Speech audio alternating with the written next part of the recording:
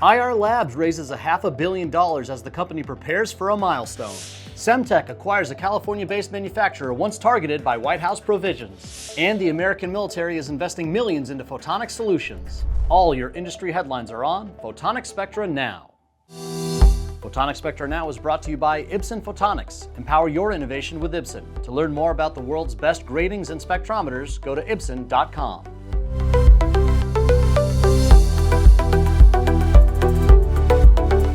This is Photonics Spectra Now, covering all the latest news and developments across the industry.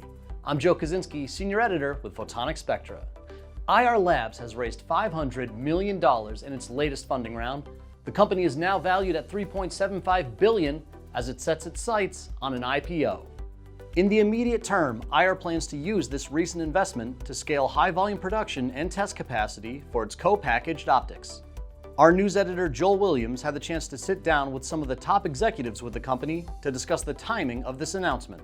Striking the right strategic partnerships and financial institution partnerships help us essentially make sure that we are on that continued path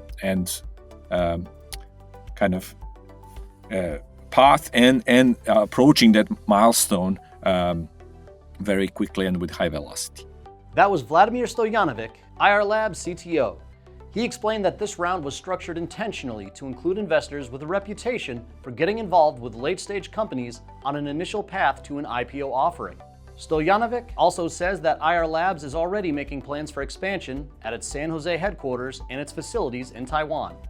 All of these steps need to be very, very clearly pipe cleaned for high volume production with the right OSAT partners, with the right machinery, with right test recipes and assembly recipes and all of that. And we've been working very hard throughout the last year to establish that in a TSMC ecosystem. Now that was just a sample of our interview with Ayar Labs, but you can listen to the full conversation for more exclusive insight.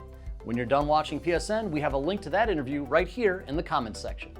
Another photonics company is going public as Pasqal releases plans to become a publicly traded company through an agreement with Bleichroeder Acquisition Corp. The neutral atom quantum computing company is valued at $2 billion and is expected to be listed on the NASDAQ. Semtech Corporation has acquired HieFo, a manufacturer of high-efficiency indium phosphide optoelectronic devices, for $34 million. The addition of HieFo allows the semiconductor provider to develop advanced solutions for next-generation optical platforms, including co-packaged optics and near-packaged optics. You may remember that HieFo made headlines in January when the White House blocked a nearly $3 million chip deal from that company, citing national security concerns. HieFo is based out of California, but just over half of that company was owned by a group out of Hong Kong. IPG Photonics, home appliance company Whirlpool, and paint and coatings manufacturer PPG have entered a collaboration to accelerate the commercialization of laser curing systems for powder coatings. In a statement, the three companies say this move will not only reduce curing costs, but it will increase finishing line speed as well. PPG introduced a pilot finishing line using IPG's PhotonicCure laser curing system at its powder manufacturing facility in Ohio. The U.S. Department of Energy is calling for a greater investment into fusion diagnostic capabilities. It's all in the name of safely developing commercial fusion power plants. While in operation, scientists need to monitor plasma fuel conditions for fusion systems and measure properties like temperature and density that can impact reactions. But these measurements will require specialized diagnostic sensors. Along with calling for more funding, this latest federal report lists ways in which federal officials could boost diagnostic systems. And a pair of military contracts are sending millions to photonics advancements in the U.S. Let's start with what could be a more than $350 million contract for improved night vision devices. Photonis Defense Inc., a subsidiary of Exosense, was awarded that money by the U.S. Army to further develop the binocular night observation device. This contract covers work through 2033.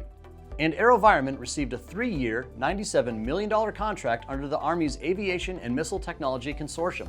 This money will go to the development and delivery of the generative environment for the next era of spectral imaging stimulators. This technology will help create scalable testing ecosystems for missile defense. For more details on these stories, go to photonics.com for our in-depth reporting and complete coverage on all the biggest headlines from our industry. And be sure to subscribe to the Photonics Media YouTube channel for all the latest from Photonics Spectra Now and the award-winning All Things Photonics podcast. I'm Joe Kaczynski, and thanks for watching.